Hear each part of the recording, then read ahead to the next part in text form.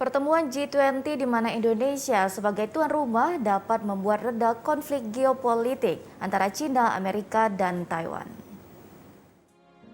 Pengamat hubungan internasional Universitas Sriwijaya Nur Asyamiah Supli mengemukakan memanasnya suhu geopolitik antara China, Amerika, dan Taiwan terlepas dengan konflik Rusia dan Ukraina. Namun konflik antar dua negara itu dapat mereda jika kedua negara barat menyadari dampak perang yang ditimbulkan. Dengan diadakannya presidensi G20 di Indonesia, diharapkan Indonesia dapat menjadi penengah antar dua negara untuk dapat saling meredakan suhu geopolitik yang ada.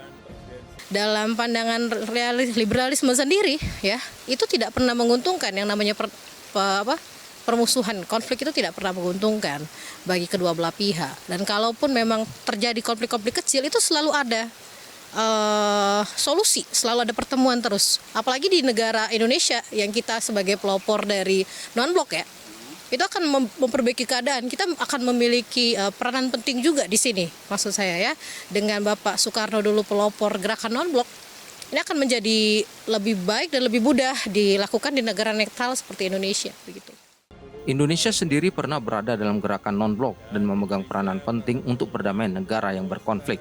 Adi Gunawan, TVRI Sumatera Selatan, melaporkan. Beragam informasi lainnya akan kami hadirkan, tetaplah bersama kami.